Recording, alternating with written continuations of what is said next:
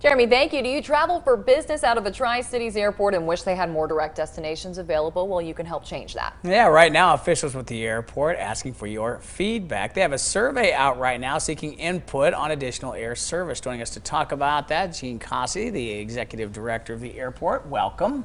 Thank you. Well, first of all, just tell us about what you have going on, a chance for people to have some input, which is always exciting. Well, you know, we're always trying to grow our available air service options out at the airport. And one of the things that we do when we're trying to look for new options and trying to encourage the airlines to add flights is try to bring them local data that is data that they can't get by looking at their databases in their office wherever their headquarters are. So one of those options that we have is reaching out to the public and asking, what are your top destinations? Where do you need to go? We're asking, this survey is particularly for business travel, but we also want to know where just the general public wants to go. And it's businesses of every size, whether you're a single business or a small business with a single owner operator, or you're one of the largest businesses in our region. We want to know where you want to go. We want to know what your priorities are. We want to know what you have planned for the next year, year and a half, 2 years as far as travel, especially after COVID. Do you see your business travel growing a lot, or do you see it staying, minimized like it was during the COVID season? And these are really important questions that the public can help us answer, and then we can pass that information on to the airlines and give them an extra little bit of data that they don't have when they're just looking at the data they collect through their normal operations. Have you guys done a survey like this before? We've done surveys like this often. This is a follow-up to a survey we did about 2.5 years ago, and we really kind of want to see how things have changed, both because COVID had such an effect on everything, and just to see how things have changed with the area growing and the region growing the way it has.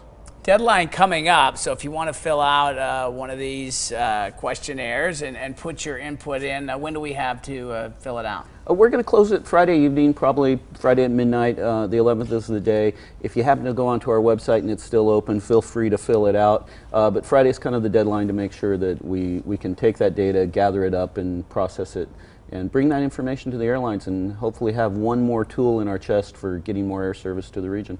And just from an airport perspective, I mean, you mentioned the pandemic. We did not see a lot of travel during that, but still some travel, but we are ramping it back up. I mean, how's it been? It's been doing very well. All of our flights are pretty close to full, and so I'm always encouraging people, if you're planning travel, make sure you're looking a little earlier, especially if you're looking around the holiday times, because flights are filling up, and they're filling up early.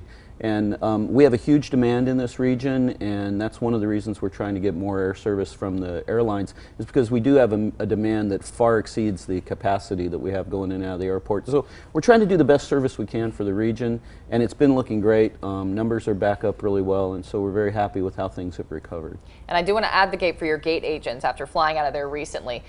How early should people arrive for their flights? Because some people are just gunning right in onto that plane. Well, the airlines will tell you 2 hours. One of the great things about our airport and the way it's ran, you don't need to be there 2 hours in advance.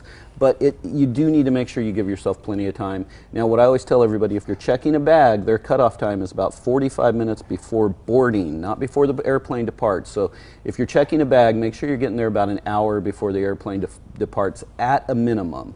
If you push it much further than that, you might be in trouble. But if you're not checking a bag and you're just walking through, while I still have to give you the answer the airlines say, which is 2 hours, you can push that if you like. All right. Well, thank you so much, Gene. Now, the 15-question survey touches on 2023 business travel expectations, top 10 business destinations, and airport use. It only takes about 10 minutes or less to complete, so get it done. It closes Friday. The link can be found on our website, WJHL.com, or on the Airport's official site. We'll be right back.